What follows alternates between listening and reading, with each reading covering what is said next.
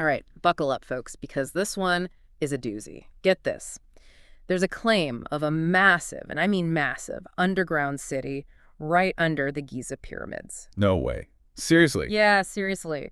Researchers from Italy and Scotland, they're using some pretty high-tech radar pulses, and what they're saying is wild. We're talking something like, get this, over 6,500 feet deep. Oh. Deeper than the pyramids themselves.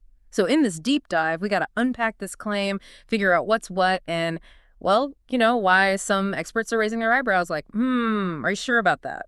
Okay, so how did they even go about looking for something like this? Yeah, so they're using this thing called ground-penetrating radar, pretty advanced stuff. Basically, it sends out these pulses that kind of create like a picture of what's underground, think like a really, really detailed ultrasound, but for the Earth, you know? I'm with you. So what are they seeing in these pictures? They're saying they're finding these structures, like 8 vertical cylinder-shaped things going down over 2,100 feet.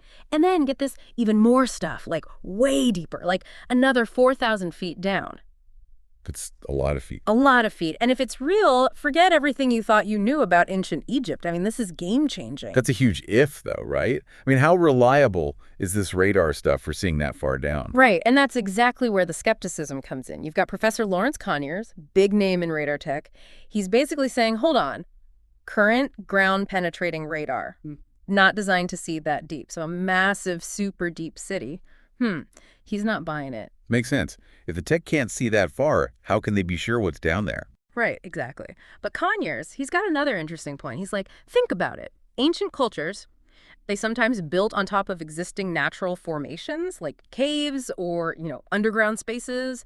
Could be for ceremonial reasons, who knows? So whatever they're finding, sure, could be culturally important. Doesn't mean it's a whole city down there, though.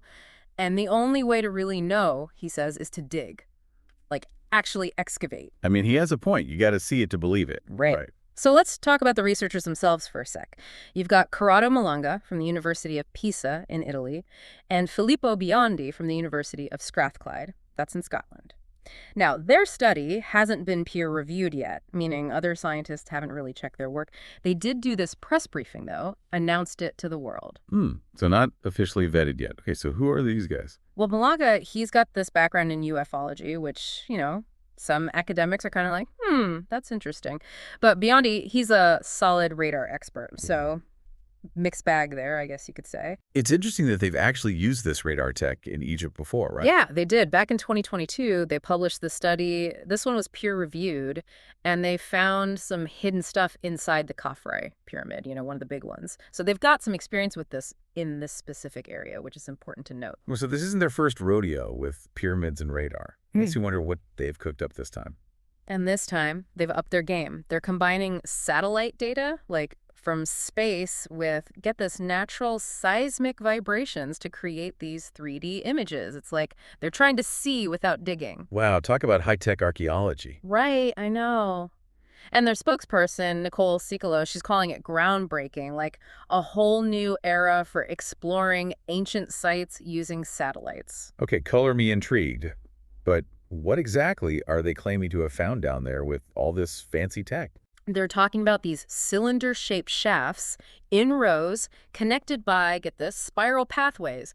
They're suggesting these could be like entry points, access routes going way down under all 3 of the main Giza pyramids. Wow, so they're not messing around with this theory. They're going all in. And get this, Sikalo is connecting all of this to, wait for it, the Halls of Amenti. The what now? The Halls of Amenti. It's like this legendary underground world in ancient Egyptian texts. It's like their version of, an underworld or something.